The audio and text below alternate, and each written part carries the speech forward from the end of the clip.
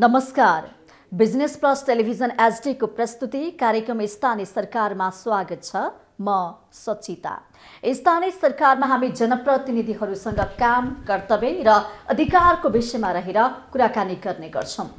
आज हामी विकास, समृद्धिको कुरा, सुविधाको कुरा, जनप्रतिनिधि जुन जनताको घर दैलोमा पुगिसकेपछि उहाँले जनताको जीवनमा के कस्ता परिवर्तन ल्याउनु भयो, मुहार फेरिए कि फेरिएन, गाउँ घरमा विकास पुगे कि पुगेन, आज हामी त्यो विषयलाई पनि केलाउनेछौँ। र सँगसँगै कोभिडको कुरा छ, हामीले धेरैपटक यो विषय चर्चामा ल्याइसकेका छौँ। सङ्क्रमणको अवस्था के छ, खोप पुगे कि पुगेन, अहिले मानिसलाई आफ्नो व्यापार व्यवसाय भन्दा पनि कसरी बाँच्ने, कसरी बचाउने भन्ने एउटा ठुलो एउटा विषय बनेको छ। र सरकारले पनि सबै नागरिकलाई खोप दिनुपर्छ भनेर लागि परेको अवस्थामा गाउँपालिकाका जनप्रतिनिधिहरूले आफ्ना वासीहरूलाई चाहिँ खोप पुर्याउन सक्नुभएको छ कि छैन, खोपको अवस्था के छ, विकासको अवस्था के छ, पूर्वाधारको अवस्था के छ, शिक्षा, स्वास्थ्य, पर्यटन, रोजगार, जसले गाउँलाई एउटा सुन्दर गाउँ, नमुना गाउँ, विकास भएको गाउँ भनेर जुन चिनाउनको लागि चाहिँ जनप्रतिनिधि एउटा त्यस्तो पात्र हो जसले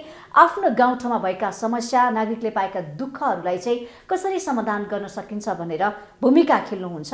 र हामी ती पात्रसँग आज विशेष चर्चा गर्दैछौँ। कार्यक्रम स्थानीय सरकारमा एउटा यस्तो कार्यक्रम हो जहाँ हामी स्थानीय जनप्रतिनिधिलाई कार्यक्रममा निम्ताउँछौँ। उहाँको गाउँको, उहाँको ठाउँको, उहाँको नगरपालिकाको, गाउँपालिकाको अवस्था के छ, हिजो 4 वर्ष अगाडि त्यो गाउँपालिका कस्तो थियो र 4 वर्ष पछाडि गाउँपालिका कस्तो भयो र कस्तो हुँदैछ, त्यसको स्वरूपमा परिवर्तन भयो कि भएन, कतिको सिँगार्न सक्नुभयो उहाँले आफ्नो गाउँपालिकालाई। जनता हिजो दुःख थियो, हिजो काम गर्न पनि उहाँलाई धेरै कुरा समस्या थियो। आज प्रविधिहरू गाउँघरमा भित्रिए कि भित्रिएन, शिक्षा मान्छेले पढ्न पाएका थिएनन्, रोजगार पाएका थिएनन्, खान पाएका थिएनन्, सुरक्षितसँग बस्न पाएका थिएनन्। यी सबै कुराको व्यवस्थापन जनप्रतिनिधिले गर्न सक्नुभयो कि भएन। र सँगसँगै जनताले जसरी मत दिनुभयो, एउटा विश्वासको मत, त्यो मतको कदर, त्यो मतको सम्मान जनप्रतिनिधिले गर्नुभयो कि भएन। आज हामी सवाल गर्नेछौँ यो विषयमा। र हामीसँग हुनुहुन्छ सोलुखुम्बु जिल्लाका महाकुलुङ गाउँपालिकाका अध्यक्ष सागर किरातीज्यू। अध्यक्षजी, स्वागत छ यहाँलाई। हुन्छ, धन्यवाद। आराम हुनुहुन्छ? हजुर, आरामै छु। काठमाडौँको बसाइ लामो 20-25 दिन भइसक्यो होइन? हजुर। कस्तो भइरहेछ काठमाडौँको बसाइ अहिले?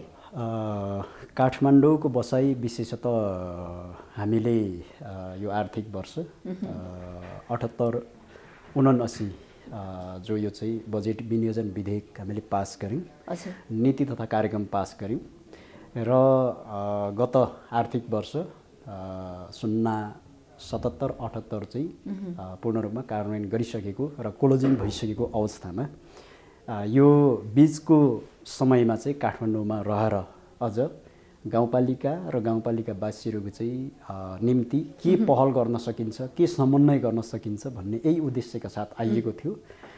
भलै थुप्रै कामहरू छन्, ती फेरिस्त त म अहिले यहाँ अब भनेर त समय धेरै यहाँ चाहिँ म लिन चाहन्न। ती कामहरूमा हामी दिनरात लागिरहेका छौँ। भनेपछि व्यक्तिगत काम भन्दा पनि गाउँवासीको काम लिएर, उहाँहरूको समस्या, उहाँहरूको आकाङ्क्षा, चाहना लिएर तपाईँ काठमाडौँ आउनुभएको छ। उहाँलाई खुसी लिएर जानुहुन्छ। त्यसो भए यहाँबाट चाहिँ तपाईँ जुन काठमाडौँमा त्यो पहलको लागि होइन, पहिले चाहिँ अब गाउँवासीहरू आफ्नो अधिकारको लागि सिंहदरबार धाउनु पर्थ्यो भने अहिले जनप्रतिनिधि धाइरहनु भएको छ, एउटा पात्र बनेर, प्रतिनिधि बनेर होइन? हजुर हजुर। स्वाभाविक रूपमा जब नेपालको इतिहासमै पहिलोपटक जसरी स्थानीय तहको निर्वाचन सम्पन्न भयो, अर्थात् देश सङ्घीयतामा गयो, सङ्घीयतामा गइसके पश्चात जुन यो चाहिँ 3टा तहको जुन संरचना होइन, सङ्घ, प्रदेश र स्थानीय तह, हामी सबैभन्दा जनताको चाहिँ नजिक, जनताको सबैभन्दा अझ जनताले चाहिँ त्यो चाहिँ छाम्दा पनि भेटाउने, समाउँदा पनि अर्थात् भेटाउने त्यो ठाउँमा चाहिँ जसरी त्यो स्थानीय सरकारको नेतृत्व हामी गर्दैछौँ। र हामीले यही जनताको चाहिँ जति पनि दुःख, पीडा, उहाँहरूको चाहिँ इच्छा, चाहना, मर्म, भावना र आवश्यकतालाई जुन त्यहाँ चाहिँ अझ सम्बोधन गर्ने गरी नै हामीले ती कोसिस र प्रयत्न गरिरहेका छौँ। त्यही अनुरूप हामी जुन यहाँ चाहिँ काठमाडौँमा आएका छौँ, भलै हामीले लामै समय यहाँ अहिले व्यतीत गरिरहेका छौँ। यहाँ रहने क्रममा पनि जो तपाईँले अघि पनि भन्नुभयो हाम्रो पर्सनल्ली केही छैन, मेरो अलिकति पृष्ठभूमिका हिसाबले पनि म अलिक फरक पृष्ठभूमिबाट, अर्थात् हिजोको चाहिँ जुन यो चाहिँ तपाईँ हामी सबैलाई थाहा छ जुन एउटा समय र परिस्थितिको चाहिँ एउटा आवश्यकता, युगको चाहिँ आह्वान थियो, इतिहासको चाहिँ त्यो अनिवार्यता थियो, त्यही मुताबिक त्यो 10 वर्षको चाहिँ एउटा जनयुद्धको चाहिँ जगबाट त्यहाँ चाहिँ प्रत्यक्ष रूपमा एउटा सिपाहीको रूपमा चाहिँ म सहभागी भएर आएको र सँगसँगै त्यहाँबाट आइसके पश्चात जब यहाँ चाहिँ त्यतिखेर पनि हामीले त्यही जनताकै निम्ति समग्रमा परिवर्तनकै निम्ति हामी चाहिँ जुन बाँचे हामी चाहिँ होइन त्यो चाहिँ जुन अब एउटा द्वन्द्व भन्नु विभिन्न खालका कुराहरू तपाईहरुले हैन हजुर हजुर परिवर्तनको लागि हो र त्यसैले त्यो सङ्घर्षको चाहिँ एउटा के भन्दा दौरानबाट हामी आयौँ र त्यतिखेर पनि यही देश र जनताको निम्ति, समाज र समुदायको निम्ति हैन एक हातमा जीवन र एक हातमा मृत्यु के भन्दा बोकेर हामी हिँडेकै थियौँ र आफ्नो भन्ने सम्पूर्ण चिजलाई, किनकि आफूलाई जन्म दिने जति पनि बाउ आमा सबै रक्त आफन्तजनहरूलाई हामीले चाहिँ फेरि पनि अब छोडेरै के भन्दा हिँडेका थियौँ र अहिले पनि हामीले चाहिँ अहिले पनि अब हामीले चाहिँ त्यो ढङ्गले आफ्नो निम्ति हामीले त्यति ठुलो यहाँ चाहिँ के भन्दा सोचेका छैनौँ। जति सकिन्छ यो आफ्नो एउटा चाहिँ अघि नै तपाईँले भन्नुभयो हामी एउटा प्रतिनिधि हो, प्रतिनिधि पात्र भइसके पश्चात स्वाभाविक रूपमा हामी जनताको चाहिँ एउटा प्रतिनिधिले चाहिँ कति पहल गर्न सकिन्छ, कति सहजीकरण गर्न सकिन्छ, कति समन्वय गर्न सकिन्छ र समग्र त्यहाँको जुन समाज समुदाय विकास निर्माणको पाटोबाट त्यहाँको जुन एउटा चाहिँ अझ हाम्रो गाउँपालिका बुङछेसकाम र गुदेल पहिलाको जुन 3टा गाविस चाहिँ मिलेर असाध्यै सोलुखुम्बु जिल्लाकै सन्दर्भमा पनि अझ कर्णालीको चाहिँ परिचयले चाहिँ चिरपरिचित त्यो गाविस मिलेर चाहिँ बनेको गाउँपालिका हो र त्यसैले ती गाउँपालिकाको चाहिँ परिचय बदल्ने जुन एउटा अभियानमा चाहिँ हामी लागिरहेका छौँ। महाकुलुङ गाउँपालिकाको विशेषताको बारेमा थोरै बताइदिनुहोस् न, यसको पृष्ठभूमि चाहिँ, यसको संरचना। अब महाकुलुङ गाउँपालिकाको सन्दर्भमा मैले फेरि पनि दोहोऱ्याउन चाहेँ कि हाम्रो यो साबिकको चाहिँ 3टा गाविस बुङछेसकाम र गुदेल भौगोलिक हिसाबले जिल्ला सदरमुकाम सल्लेरीबाट यो चाहिँ 18 कोस टाढा रहेको जुन यो चाहिँ गाविसहरू चाहिँ मिलेर महाकुलुङ गाउँपालिका बनेको छ र यो भोजपुर सङ्खुवासभा र खोटाङसँग जोडिएको र उत्तर पूर्वमा चाहिँ जुन सगरमाथा अवस्थित खुम्बु पासाङलमु गाउँपालिकासँग चाहिँ जुन अब जोडिएको गाउँपालिका हो र अब त्यहाँ जति पनि हिजोको राज्यको चाहिँ उपस्थितिका हिसाबले, राज्यले गर्ने व्यवहारका हिसाबले चाहिँ असाध्यै त्यो पछि पारिएको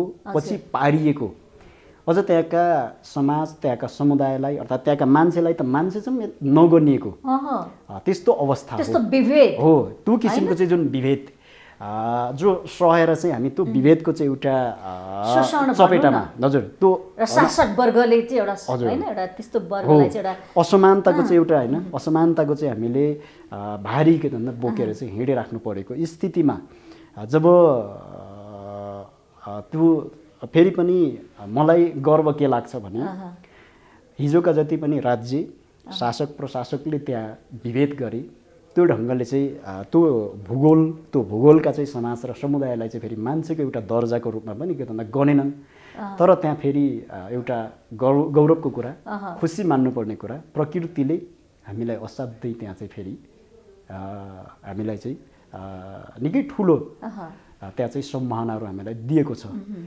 प्रकृति प्रदत्त विभिन्न त्यहाँ चाहिँ यति धेरै के हो प्राकृतिक सम्पदाका हिसाबले हामी धनी छौँ, असाध्यै हामी धनी छौँ कि त्यहाँको जसरी मेरापिक महाकुलुङ गाउँपालिका भित्रै पर्छ र त्यहाँको चाहिँ जति पनि विभिन्न पिकहरू जो मैले यस अवसरमा अझ सम्झाउन चाहन्छु हाम्रो गाउँपालिका अन्तर्गत नै पर्छ 3टा जो कि हाम्रो गाउँपालिकासँगै जोडिएको जुन यो चाहिँ सिलिचोङ अनि त्यसपछि तपाईँको यतापट्टि आएर चाहिँ बुकुर छो कोङ्केलु छ भन्ने जो ठाउँ छ त्यो भनेको चाहिँ त्यहाँका बुढा पाकाहरूले हाम्रा चाहिँ हजुरबुवा हजुरआमाहरूले चाहिँ आशिष दिँदाखेरि त्यो ठाउँको नाम जपेर आशिष दिने गर्नुहुन्छ।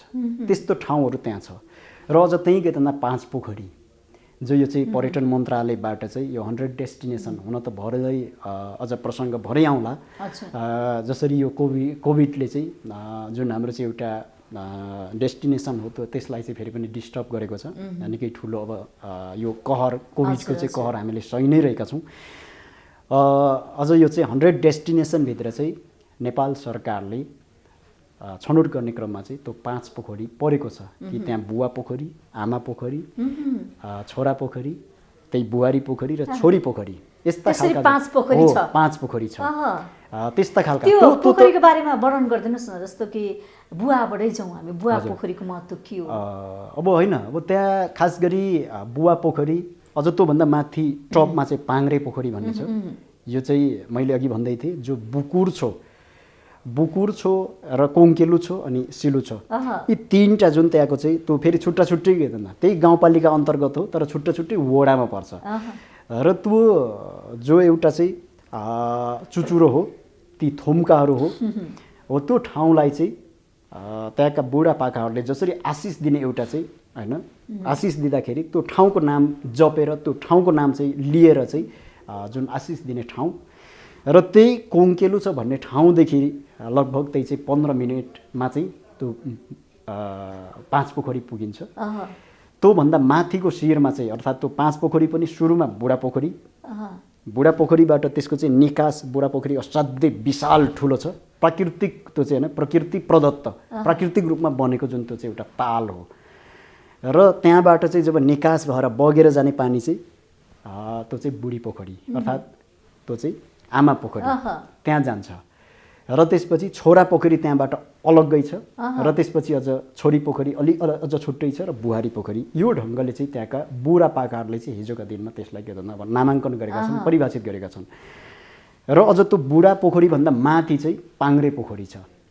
सायद त्यो पाङ्रे पोखरीबाट अदृश्य निकास भएर चाहिँ त्यसको चाहिँ बुढा पोखरीमा आएको छ भन्ने हाम्रो के त अनुमान हो। हुन त यसको अध्ययन अनुसन्धानबाट त्यो प्रुफ गर्न बाँकी छ। तर अझ त्यहाँ दृश्य निकास भनेको जो 5 पोखरीको चाहिँ साइडबाट चाहिँ अझ फन साइडबाट चाहिँ त्यहाँबाट निकास भएर आउने जो खोला खर्क भन्छौँ, निकै ठुलो त्यो खोला खर्क हुँदै बगेर जुन त्यो चाहिँ पाङ्रे पोखरीबाट चाहिँ निकासित भएर चाहिँ जो पाङ्रे खोला खर्क हुँदै इङ्खु अनि त्यसपछि यो चाहिँ दुधकोशी सप्तकोशीमा गएर यो के त मिसिन्छ। यस्तो छ। र अब त्यो 5 पोखरीको सन्दर्भमा त्यो चाहिँ त्रिधार्मिक स्थल, त्यो चाहिँ बौद्ध धर्मावलम्बीहरूले पनि अझ त्यहाँ चाहिँ त्यो मान्ने, हिन्दू धर्मावलम्बीहरूले पनि, किराँतहरूले पनि त्यो चाहिँ मान्ने त्रिधार्मिक स्थलको रूपमा र पर्यटकीय हिसाबले पनि असाध्यै मनोरम मनमोहक ठाउँ हो। वास्तवमै त्यो मोनोटस भएका मान्छेहरूलाई चाहिँ वास्तवमै त्यो ठाउँमा गइसकेपछि होइन त्यहाँको जुन हो त्यहाँको प्रकृतिको चाहिँ जुन आनन्द छ, हावा पानीदेखि लिएर जुन त्यहाँको चाहिँ मनोरम दृश्य हो, त्यहाँबाट थुप्रै तपाईँको चाहिँ डाँडा काँडा हिम श्रृङ्खलाहरू चाहिँ देख्न सकिन्छ। यो हिसाबले पनि यसको चाहिँ महत्त्व धेरै ठुलो छ। तरै पनि जति यसको चाहिँ प्रवर्धन गर्ने हिसाबले गाउँपालिकाको तर्फबाट अर्थात् स्थानीय सरकारको तर्फबाट हामीले चाहिँ प्रदेश र सङ्घलाई पनि समन्वय गऱ्यौँ। विशेष गरी सङ्घबाट जुन त्यहाँ चाहिँ 100 डेस्टिनेसनमा यसलाई चाहिँ 100वटा गन्तव्य पर्यटकहरूको चाहिँ आकर्षणको चाहिँ 100वटा गन्तव्यभित्र छनौट भइसके पश्चात त्यहाँ के तन्दा लगानी भएको छ, भलै त्यहाँ गाउँपालिकाको तर्फबाट हामीले समन्वय गर्ने र त्यसलाई अझ त्यहाँ जानको निम्ति अझ बाटो, विशेष गरी बाटो र बिचबिचमा चाहिँ पार्टी पौवाहरू अझ त्यो चाहिँ विश्राम स्थलहरू चाहिँ बनाउने ती कोसिस र प्रयत्नहरू भइरहेको छ। र हाम्रो अझ मैले हजुर यस अवसरमै म अब यो पनि राख्न चाहन्छु कि हामीले जसरी त्यो 5 पोखरी मानव बस्ती जो तल छ बुङ खिरौँले अथवा छाराखोरसम्म मानव बस्ती छ, त्यो चाहिँ ट्रेकिङ रुट हो। टुरिज्महरू चाहिँ त्यो बाटो भएर जान्छन् र त्यहाँबाट चाहिँ विभिन्न क्याम्प गर्दै जब छाराखोरबाट चाहिँ माथि चोलेमबाट चाहिँ जुन खोला खर्क 5 पोखरी चाहिँ क्रस गरेर थोरै 10-15 मिनटको चाहिँ बाटो हिँडेपछि जुन खोला खर्कमा चाहिँ त्यहाँ क्याम्पिङ जान्छ। र अझ हाम्रो के त सपना त त्यो छाराखोरसम्म हामीले मोटर बाटो पुर्याउने, छाराखोरबाट ऊ हामी नलैजाने र त्यहाँबाट चाहिँ अझ केबल कार 5 पोखरीसम्म चाहिँ केबल कार त्यो चाहिँ अझ मार्फत चाहिँ त्यहाँको दृश्यहरू चाहिँ अवलोकन गर्नको लागि हाम्रो फ्युचर प्लान अर्थात् हाम्रो हो। र यो हिसाबले हामीले चाहिँ हाम्रो एउटा सपना चाहिँ यो छ त्यो संरचना तपाईँहरूले बनाइरहनु भएको छ। अब त्यसलाई अहिले कसरी चाहिँ हुन्छ बेसिकल्ली यसको के भन्दा कि पूर्वाधारका सुरुवातका काम अर्थात् सुरुवातको चरणमा हामी छौँ हैन। र त्यसैले अब यो किसिमको हाम्रो चाहिँ एउटा सोचाइहरू छ। त्यहाँ भएका जुन सम्पदा संस्कृतिहरू होइन धार्मिक स्थलहरू पर्यटकीय गन्तव्यहरूलाई चाहिँ चिनाउने अभ्यास तपाईँहरू गरिरहनु भएको छ होइन। जस्तो किराँती समुदायको विषयमा थोरै चर्चा गरौँ न होइन। किराँती समुदाय भनेको निश्चित ठाउँमा मात्रै हामी देख्न सक्छौँ होइन। यो समुदायको बारेमा थोरै बताइदिनुहोस् न, के छ उहाँहरूको अवस्था? अब किराँती भनेको एउटा अब जात हो यो भित्र त विभिन्न जुन थरी पाछाहरू छन् जो कि अझ हाम्रो महाकुलुङ गाउँपालिकामा चाहिँ कुलुङ जातिहरू विशेष गरी अब कुलुङहरूको चाहिँ छुट्टै भाषा छुट्टै संस्कार संस्कृति छुट्टै छ र छुट्टै भाषा छुट्टै संस्कार संस्कृतिले चाहिँ अझ भूगोलका हिसाबले पनि त्यो चाहिँ एउटा छुट्टै फ्याक्टर जस्तो छ।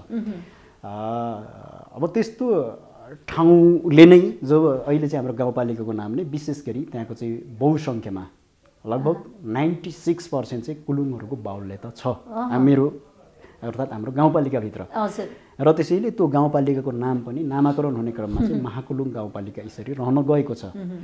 र त्यो गाउँपालिका भित्र विभिन्न जुन त्यहाँको आफ्नो छुट्टै के भन्दा यो चाहिँ बिहे व्रतबन्धदेखि लिएर विभिन्न मरौ परौ आदि इत्यादिमा पनि छुट्टै आफ्नो के भन्दा संस्कार छ, आफ्नै के भन्दा संस्कृति छ। र त्यो किसिमले चाहिँ र भाषाका हिसाबले पनि एकदमै छुट्टै हैन कुलुङहरू आफ्नै हैन जो चाहिँ मातृभाषा बोल्ने र त्यो किसिमले चाहिँ आफ्नो एउटा चाहिँ पहिचान आफ्नो छुट्टै किसिमको चाहिँ एउटा अझ मूल्य मान्यतामा चाहिँ अगाडि बढिराखेको। र त्यो भित्र फेरि पनि पेशाको हिसाबले चाहिँ के गर्नुहुन्छ? पेशाका हिसाबले त अब विभिन्न अलराउन्डर नै अब अहिले पछिल्लो चरणमा त अझ लोकसेवा आयोगतिर पनि थुप्रैले चाहिँ यहाँ अब राम्रै के भन्दा उहाँले आफ्नो पर्फर्मेन्स अधिकृत लेभलदेखि लिएर अब माथि चाहिँ जुन अब थुप्रैले शैक्षिक क्षेत्रमा पनि राम्रै खालको उन्नति प्रगति गरिराख्नु भएको स्थिति छ। र सँगसँगै अझ विभिन्न व्यापार व्यवसाय यस्तै टुरिज्म लाइनमा पनि टुरिज्म सेक्टरतिर पनि राम्रैसँग जोडिनु भएको छ। यसै गरी विभिन्न यो चाहिँ जर्नलिजमतिर पनि विभिन्न गीत सङ्गीतको क्षेत्रमा विभिन्न यो चाहिँ खेलकुदको क्षेत्रमा हरेक क्षेत्रमा थुप्रै कोसिस र प्रयत्नहरू भइरहेको छ। सायदै यो चाहिँ 1.5 दशकको पिरियडमा निकै ठुलो फर्क हो। त्यहाँको जनशक्ति अघि नै मैले भने हिजोका दिनमा साह्रै पछाडि पारिएको। तपाईँलाई यहाँ मैले कुनै अप्ठ्यारो नमानिकन भनौँ कि सायदै त्यहाँ यो 58-59-60 नै अझ सुँगुरको खोरमा जुन टोयलेट थियो सुँगुरको खोरमा टोयलेट भनेपछि त्यो सामाजिक चेतना स्तर कहाँ थियो भन्ने कुरा हो। त्यति धेरै त्यो अवस्थाबाट गुज्रेका थिए। भाषा बोल्ने जस्तै नेपाली भाषा बोल्ने मान्छे चाहिँ त्यहाँ सायद यो 56-57 सालतिरकै हैन यो त एकदम ताजा घटना हो। 56-57 सालतिरै पनि के रह्यो भने मान्छेले जब त्यहाँ चाहिँ नेपाली अर्थात् यो चाहिँ भाषा बोल्ने जाँदै गर्दाखेरि त्यहाँका चाहिँ आमा दिदीबहिनीहरू चाहिँ कतिपय दाजुभाइ पनि त्यहाँ चाहिँ भाग्ने स्थिति थियो। त्यो स्थितिबाट चाहिँ अहिले एकदमै निकै के भन्दा गतिमा निकै के भन्दा तीव्रतामा चाहिँ अगाडि बढ्ने कोसिस र प्रयत्न भइरहेको छ। त्यो परिवर्तन चाहिँ भइरहेछ उहाँहरूको जीवनशैलीमा, मैले अघि नै भनिसकेँ विभिन्न व्यवहारमा सोचाइमा हो शिक्षक जुन तपाईँको चाहिँ एउटा अर्थात् लोकसेवा शिक्षक सेवा आयोगबाट लोकसेवा आयोगबाट विभिन्न जङ्गी समग्र क्षेत्रमा चाहिँ तपाईँको अलराउन्डर हैन जुन कोसिस र प्रयत्न भइरहेको छ। किराँती समुदाय यो जुन कुलुङ समुदायहरू चाहिँ आफै पछाडि पढ्या हुनु अथवा पारिएको के लिनु भन्नु हैन? विशेषतः हिजोको राज्यले जसरी समान एउटा चाहिँ किन व्यवहार गरिनु पर्थ्यो त्यो समान के भन्दा दृष्टिकोण र व्यवहार गरिनुपर्ने ठाउँमै नै यिनीहरूको हैन केही लाग्दैनन्। यिनी चाहिँ जहिले पनि यो के भन्दा भोट ब्याङ्कको रूपमा चुनाव जब के भन्दा लागेपछि चुनावको बेलामा चाहिँ भन्ने के त भन्दा ल अब म दुनियाँ गरिदिन्छु हैन बिजुली बालिदिन्छु हैन अर्थात् विदेश पठाइदिन्छु हैन पुलिसमा चाहिँ जागिर खुवाइदिन्छु अर्थात् म चाहिँ हैन मास्टर टिचर बनाइदिन्छु यस्तै यस्तै लाउडे बनाइदिन्छु यस्तै यस्तै कुराहरू के भन्दा हुन्थ्यो। तरै पनि यो त अब इतिहासको कुरा त्यो त अहिले त अब त्यो धेरै तल भइसक्यो। अब हैन धेरै अगाडि बढिसक्यो। सायदै मैले चाहिँ यो 1.5-2 दशकको चाहिँ एउटा मेरो आफ्नै प्रत्यक्ष हैन आँखाले देख्दा म आफैले प्रत्यक्ष रूपमा भोगेको र म आफैले महसुस गर्दा र म आफैले अहिले चाहिँ देख्दै गर्दा पनि त्यो अवस्थाबाट त हामी अहिले धेरै अगाडि छौँ। तरै पनि फेरि जुन एउटा चाहिँ रफ्तारमा जसरी यो विज्ञान र प्रविधिको चाहिँ एउटा युग बदलिदो परिस्थिति र गतिशील समयको जुन वेग सँगसँगै जसरी अगाडि बढ्ने क्रममा जुन एउटा चाहिँ रफ्तारमा अगाडि बढ्नुपर्ने हो बिल्कुल रूपमा त्यो के त होइन फेरि उचाइमा पुग्न त सकिया छैन। हुन त परिवर्तन स्वाभाविक रूपमा यो त होइन। तर हिजो जनप्रतिनिधि त्यति सक्रिय रूपमा हुनुहुन्थेन, अहिले 3 तहको सरकार छ, स्थानीय सरकारले त यो भूमिका निर्वाह गर्नुपर्ने हो नि त। तपाईँ जस्ता पात्र त गाउँमै हुनुहुन्छ, गाउँमै बस्नुहुन्छ। हो हामीले जति पनि हिजो अब स्थानीय तहको निर्वाचनमा होइन त्यहाँ उम्मेदवारी भएर चाहिँ उम्मेदवार भएर हामी अगाडि बढ्दै गर्दा जसरी हामीले पार्टीको तर्फबाट र स्वयं मेरो आफ्नै तर्फबाट र मेरो आफ्नो नेतृत्वमा रहेको चाहिँ जुन टिमको तर्फबाट हामीले साझा होइन प्रतिबद्धता गरेका थियौँ। जुन घोषणापत्रमा लिखित रूपमै हामीले तयार पारेर घोषणापत्र हामीले चाहिँ जो लिएर त्यहाँका चाहिँ महाकुलुङवासीहरूको चाहिँ सामु हामी गएका थियौँ। ती घोषणापत्रलाई कार्यान्वयन गर्नको निम्ति हामी अझ हुबहु अझ त्योभन्दा पनि परिष्कृत र परिमार्जित ढङ्गले अझ कार्यान्वयन गर्नको लागि ती कोसिस र प्रयत्नमा हामी लागि नै रहेका छौँ।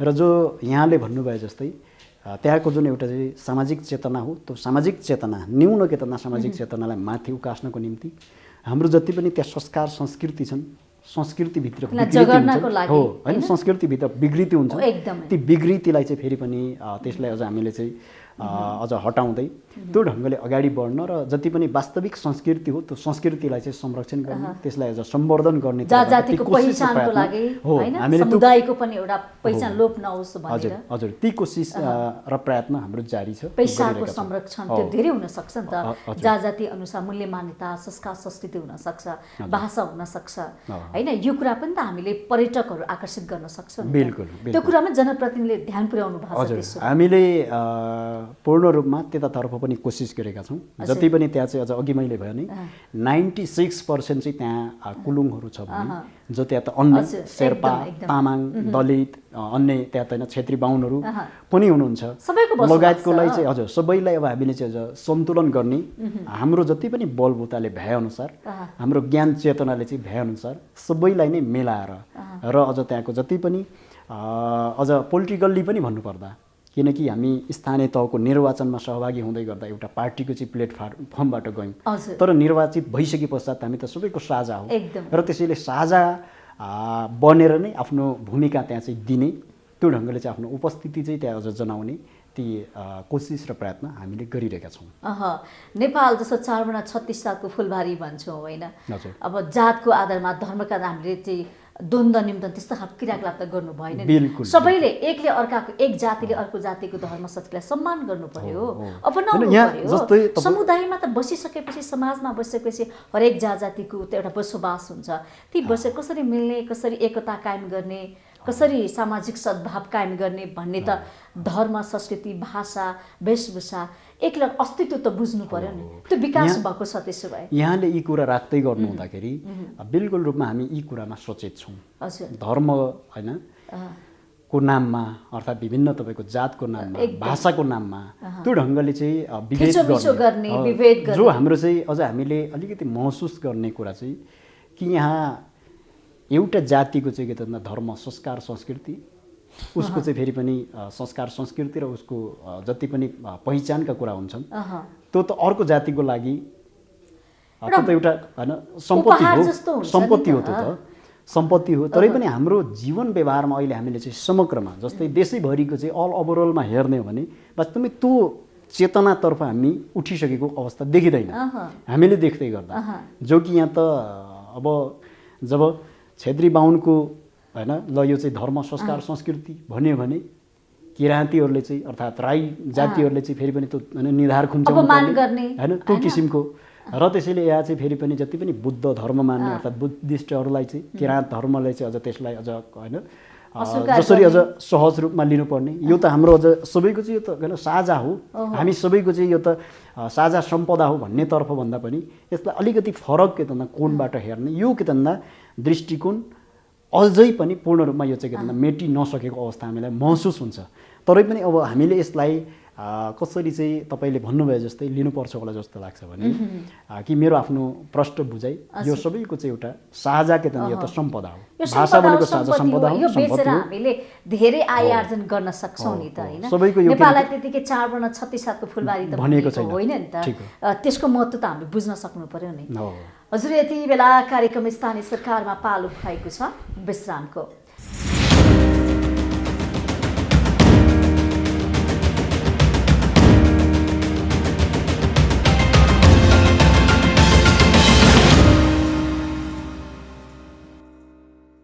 विश्रामपछि कार्यक्रम स्थानीय सरकारमा स्वागत छ। आज हामी सोलुखुम्बु जिल्ला महाकुलुङ गाउँपालिकाका अध्यक्ष सागर किराँतीज्यूसँग कुराकानी गरिरहेका छौँ।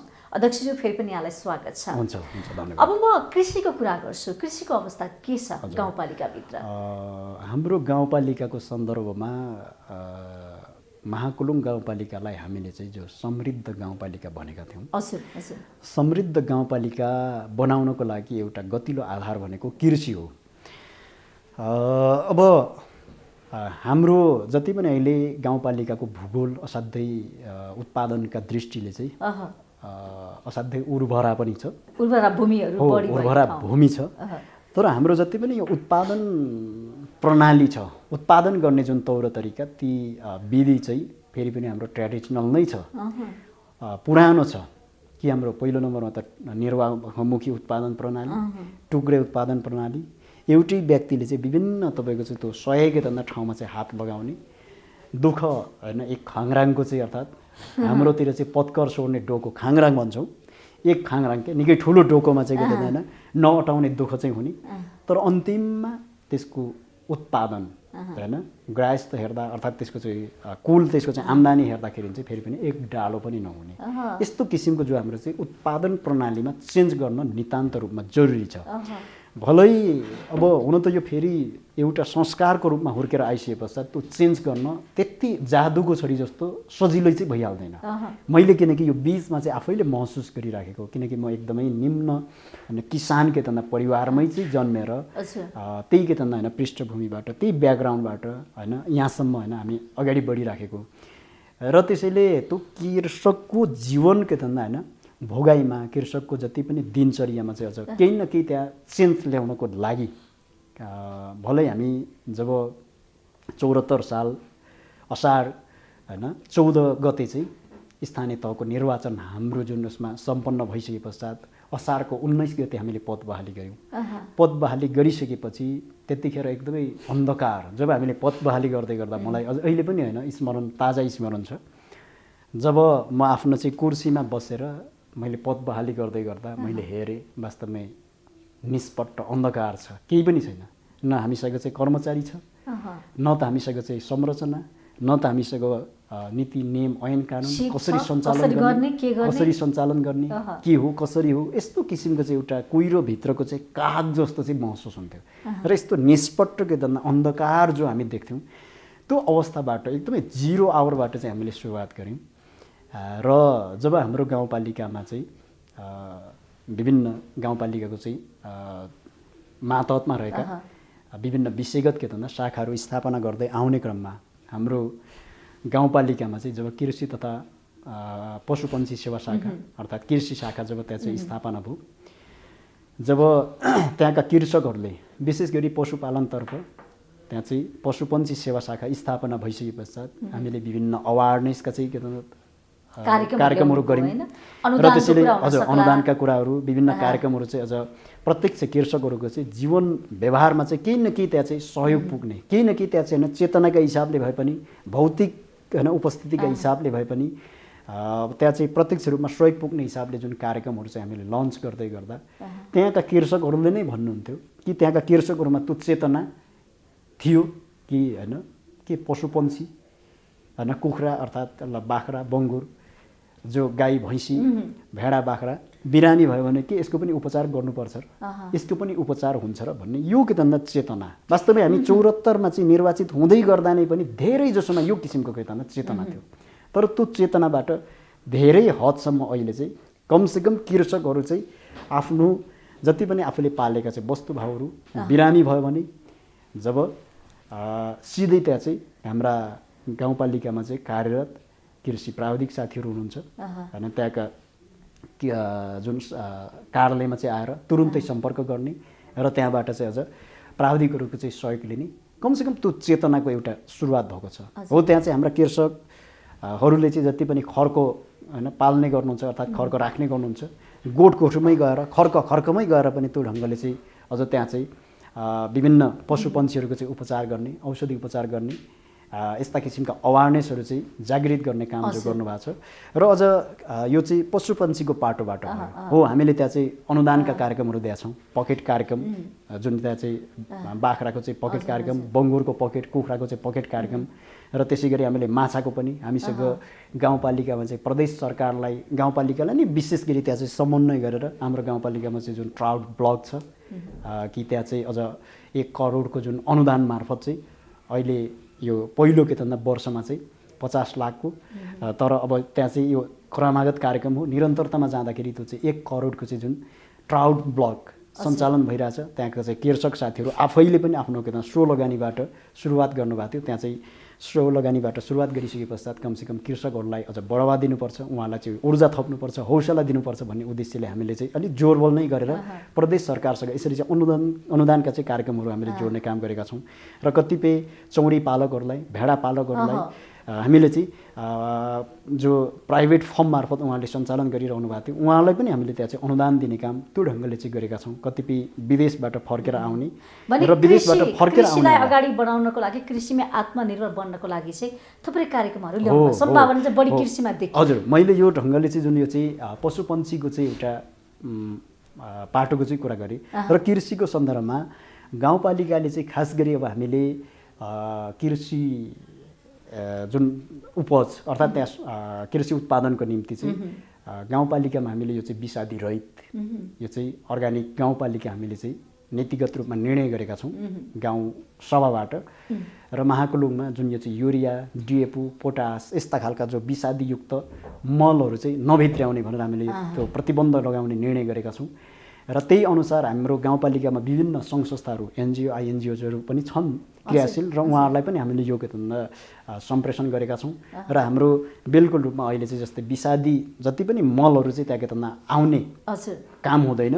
र अझ हामीले चाहिँ त्यसलाई जुन कृषिको पाटोमा चाहिँ अझ हामीले यो चाहिँ जुन हाम्रो पकेट कार्यक्रमहरू, ब्लक कार्यक्रमहरू, जो किवीको चाहिँ हामीले त्यहाँ चाहिँ पकेट, र यसै गरी चाहिँ हामीले अलैँचीको चाहिँ ब्लक र आलुको चाहिँ पकेट, तरकारीको पनि पकेट कार्यक्रमहरू सञ्चालन गरिरहेका छौँ। जस्तो कि परम्परा छ कि यसलाई हामीले चेन्ज गरेर यसलाई हामीले केही के त चेन्ज गर्ने तर्फबाट जो प्रविधिको हिसाबले भन्नुपर्दाखेरि विशेष गरी त जुन अब किवी भनिसकेपछि स्वाभाविक रूपमा व्यावसायिक तरिकाले, किनकि कतिपय यो चाहिँ समूह मार्फत, कतिपयले चाहिँ अझ हामीले यहाँ अब अकबरे पकेट पनि हामीले सञ्चालन गरेका छौँ खोर्सानीको लागि, तोरी मौरी पकेट पनि हामीले सञ्चालन गऱ्यौँ।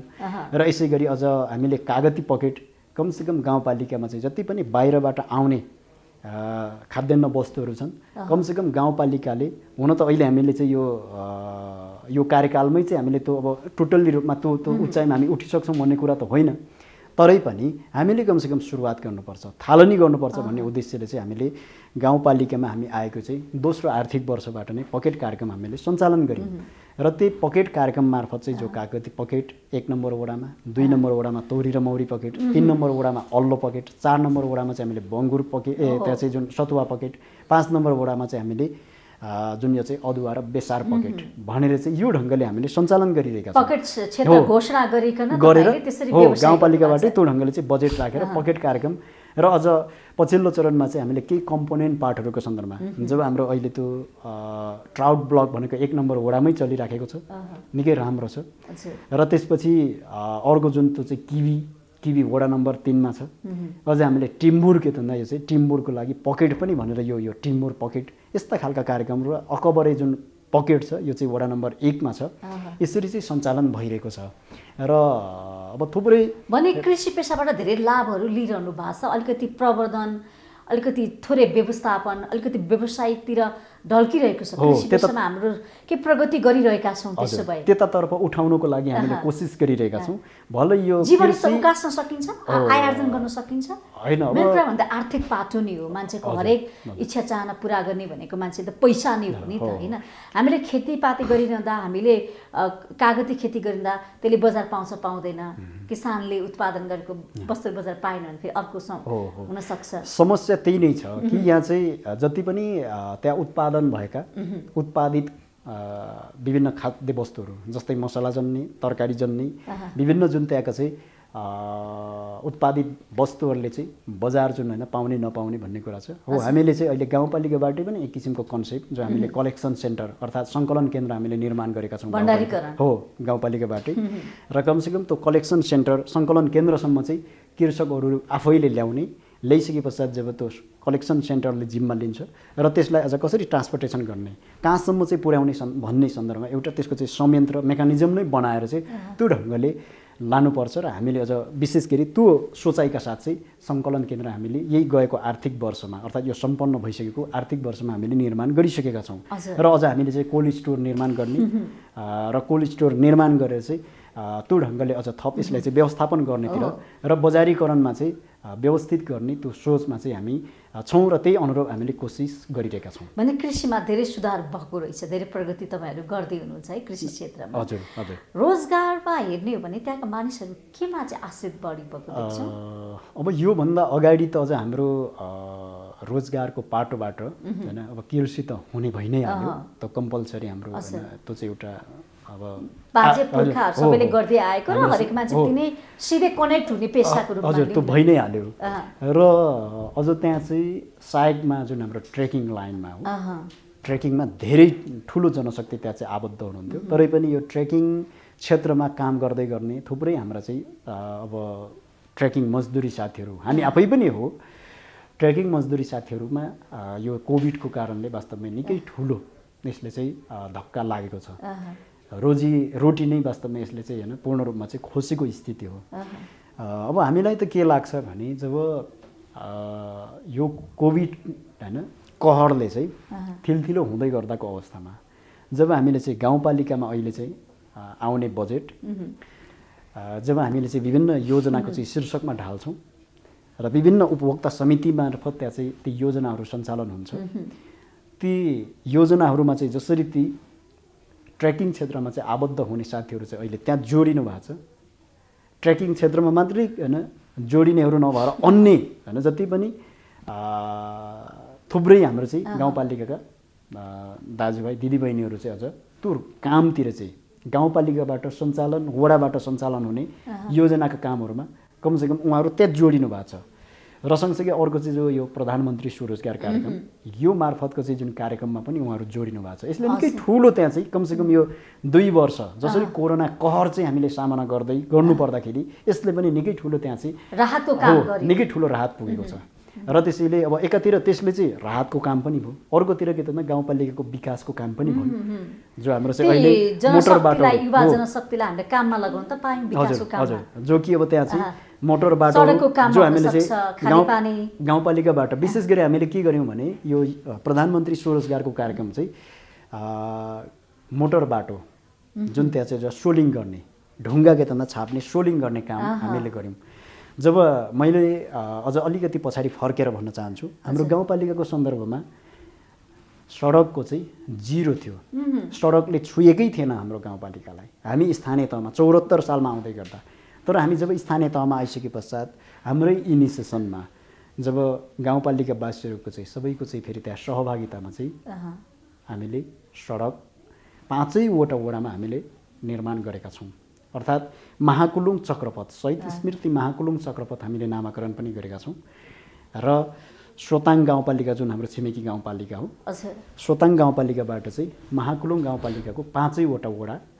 अब यहाँ त्यो भूगोलका हिसाबले यो हिमाली जिल्ला पहाडी केतन जिल्ला भइसके पश्चात निकै कठिनपूर्ण छ। ठुल्ठुला पहराहरू ठुल्ठुला केतन चट्टानलाई चाहिँ फोर्दै अझ हामीले सडक वडा नम्बर 3 सम्म जाँदाखेरि बिना टर्निङ पहरालाई फोरेर हामीले चाहिँ अझ बिना टर्निङ चाहिँ हामीले एकदमै स्ट्रेट ग्रेड मिलाएर चाहिँ हामीले खनेका छौँ। र त्यो ढङ्गले चाहिँ हाम्रो चाहिँ 5वटा वडामा चाहिँ महाकुलुङ जुन यो चाहिँ चक्रपथ हामीले ट्र्याक ओपन गरेर यही गएको आर्थिक वर्षमा यो 5वटा वडामा चाहिँ महाकुलुङ चक्रपथ हामीले कम्प्लिट गरिसकेका छौँ ट्र्याक ओपनको काम। र त्यसपछि हाम्रो 5वटा वडा मार्फत अझ वडाको चाहिँ विभिन्न टोल हैनतिर जाने ती बाटो पनि त्यहाँ चाहिँ हजुर ट्र्याक ओपन भइसकेको छ। र अझ ती ट्र्याक ओपन भएका रोडमा चाहिँ अझ सोलिङ गर्ने कामहरू भएको छ। र अझ त्यो हाम्रो महाकुलुङ चक्रपथले हाम्रो गाउँपालिकामा रहेको 5वटा वडाको कार्यालय र त्यसपछि 5वटा स्वास्थ्य संस्था, सुरुमा हामी आउँदै गर्दाखेरि 3टा स्वास्थ्य संस्था थियो, 3टा स्वास्थ्य संस्था जो गुदेल, सेसकाम र बुङलाई चाहिँ अझ हामीले त्यसलाई अपग्रेड गरेर चाहिँ 24 घण्टे प्रसुति सेवामा हामीले त्यसलाई उठायौँ।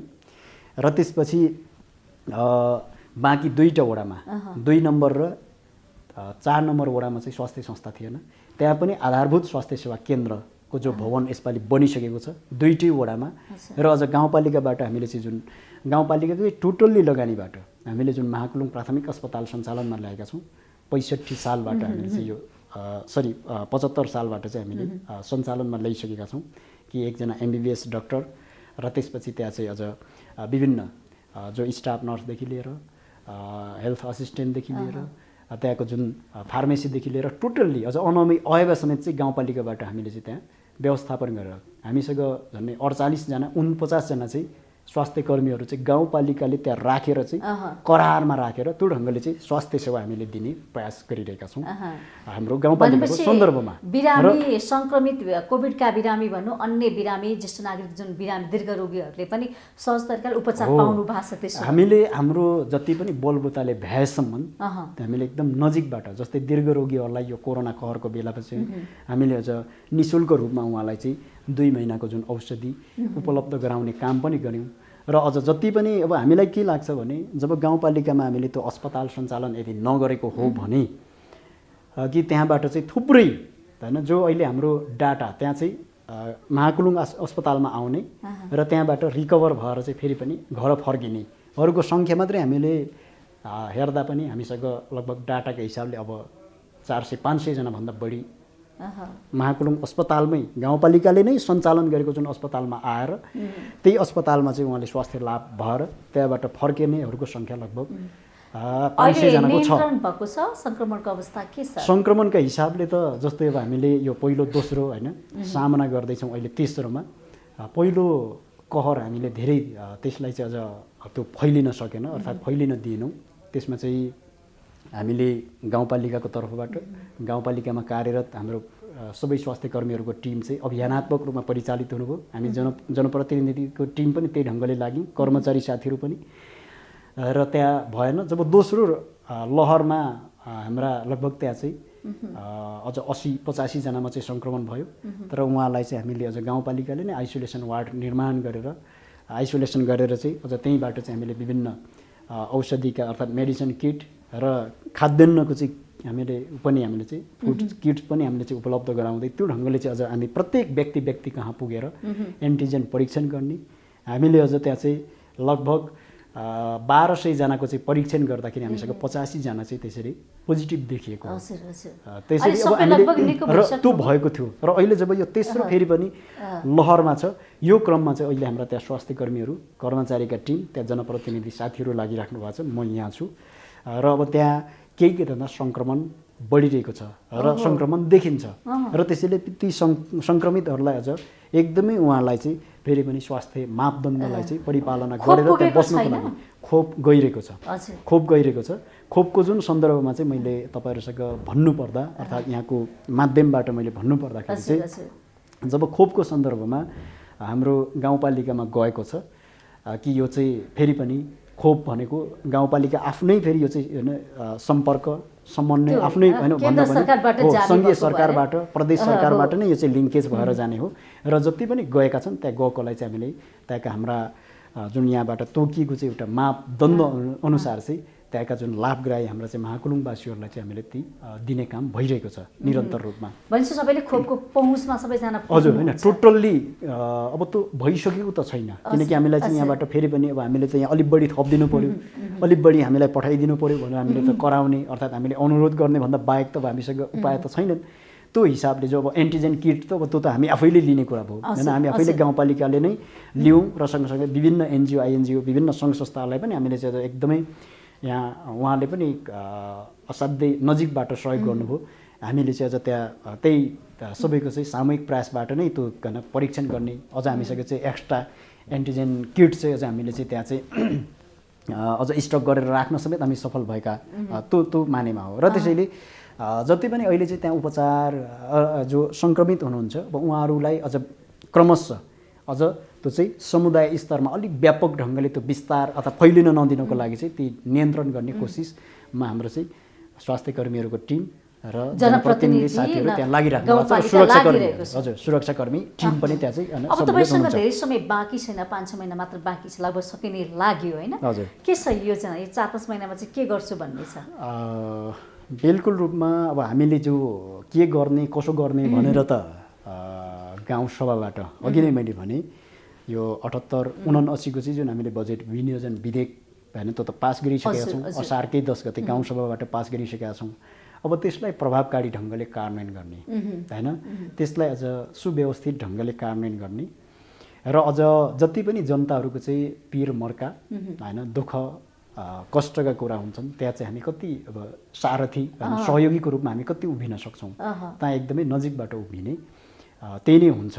र अब मैले समग्रमा भन्नुपर्दा जो कि अब जुन हाम्रो गाउँपालिकामा जसरी अघि मैले अलिकति होइन भन्न चाहेर पनि यहाँ होइन मैले छुट्याइराखेको थियो जुन शिक्षाको पाटोको कुरा थियो होइन, शिक्षाको सन्दर्भमा पनि हामीले जुन अब गाउँपालिकामा हाम्रो अलिक फरक छ। हाम्रो गाउँपालिका सायदै नेपालको 753वटा स्थानीय तह होइन अन्तर्गत यो स्थानीय तहहरूमध्ये हाम्रो गाउँपालिकामा अलिक फरक छ। मैले अघि नै भने कि हिजो जसरी हामीलाई गरिएको विभेदको अहिलेको त्यसको चाहिँ क्षतिपूर्ति अर्थात् त्यसको चाहिँ फेरि पनि भार चाहिँ पहिले हामीले भोगिराखेका छौँ, हामीले बोकिराखेका छौँ। कसरी भने मैले स्वास्थ्य कर्मीहरूको कुरा त अघि भनिसकेँ।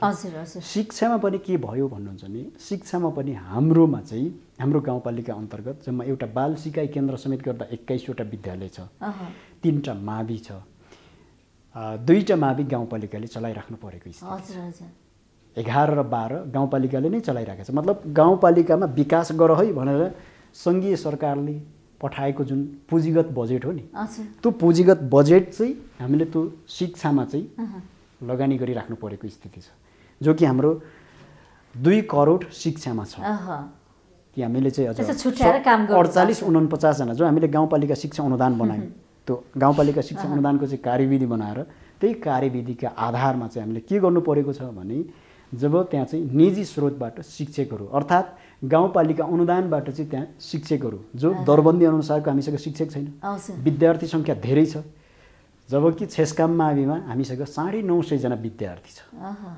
एउटा माविमा दरबन्दी त्यहाँ चाहिँ तपाईँको 19 जना छ, अनि 19 जना दरबन्दीले होइन त्यो चाहिँ तपाईँको 900 जना विद्यार्थीलाई कसरी धान्न सक्छ हो, यस्तो किसिमको अवस्था छ। यो कमसेकम त्यहाँका विद्यार्थीहरूको होइन पठन पाठनलाई त हामीले त सुचारू गर्नु पर्यो, नियमित गर्नु पर्यो, त्यो त हाम्रो दायित्व हाम्रो जिम्मेवारी हो।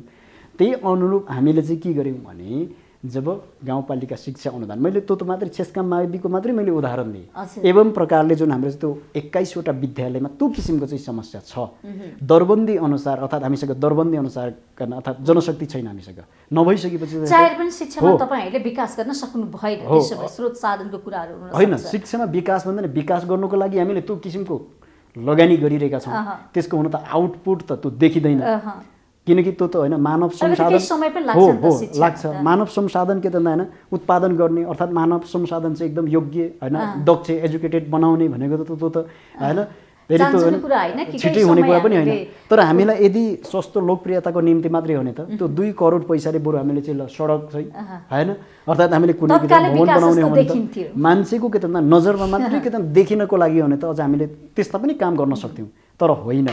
किनकि हामीले त सबैभन्दा पहिलो कुरा किनकि बाह्य पाटो चाहिँ प्रधान होइन, हैन अर्थात् भित्रकै मतलब सार पक्ष नै भित्री प्रधान ज्ञान, हो भित्री भित्री ज्ञान नै चेतनालाई सबैभन्दा कसरी ठुलो केतना सम्पत्ति भित्री भनेको त्यही उज्यालो हो। भयो भने मान्छेको संसार हो। उज्यालो देख्छ र नि त। त्यसैले त्यो भित्री केतनता जति पनि नलेजलाई नै हामीले चाहिँ अझ त्यो स्ट्रङ बनाउनु पर्छ भन्ने त्यही उद्देश्यका साथ हामीले त्यो इन्टर्नल पार्टलाई अझ त्यो बलियो बनाउने उद्देश्यले चाहिँ त्यो ढङ्गले हामीले चाहिँ गाउँपालिका शिक्षा अनुदान कार्यविधि बनाएर त्यो कार्यविधिमा चाहिँ टेकेर हामीले अझ त्यसरी चाहिँ काजमा चाहिँ अर्थात् करारमा चाहिँ अगाडि बढियो शिक्षकहरू चाहिँ हामीले राखेर विद्यालय त्यहाँ सञ्चालन गरिराख्नु परेको स्थिति हो।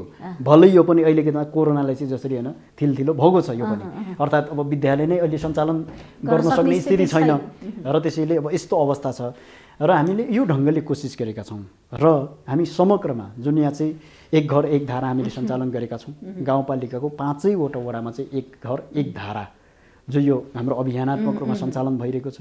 अर्को जुन पर्यटन प्रवर्धन क्षेत्रको कुराहरू विभिन्न बाटो होइन पुल पुलेसा र त्यसपछि शिक्षा र यसै गरी होइन सबै कुरामा स्वास्थ्यको पाटोबाट र सुरक्षाको पाटोबाट होइन हाम्रो गाउँपालिकाको प्रशासनिक केन्द्रमै अझ त्यहाँ चाहिँ सुरक्षाको चाहिँ युनिट थिएन। हामीले प्रहरी चौकी चाहिँ त्यहाँ निकै ठुलै भन्दा लबिङ गरिसके पश्चात त्यहाँ प्रहरी चौकी स्थापना भयो र हामीसँग एउटै पनि बैङ्क थिएन तर गाउँपालिकामा हामीले चाहिँ निकै ठुलो जोरबल गरेर जो त्यहाँ चाहिँ एउटा एभरेस्ट बैङ्क स्थापना भयो। अहिले त्यहीँबाट चाहिँ सम्पूर्ण त्यहाँका हाम्रा गाउँपालिकावासीहरूले चाहिँ बैङ्किङ सेवा त्यहाँबाट चाहिँ लिइराख्नु सेवा सुविधा उपभोग गर्न पाउनु भएको छ। हस्, समयको लागि यहाँलाई धेरै धेरै धन्यवाद। हुन्छ हुन्छ, धेरै धेरै धन्यवाद। हजुर, आज हामीले कार्यक्रम स्थानीय सरकारमा सोलुखुम्बु जिल्ला महाकुलु गाउँपालिकाका अध्यक्ष सागर किरातीज्यूलाई निम्ताएका थियौँ। कार्यक्रमबाट म पनि उजेर पर्छु। बिजनेस प्लस टेलिभिजन HD हेर्दै गर्नुहोला। नमस्ते।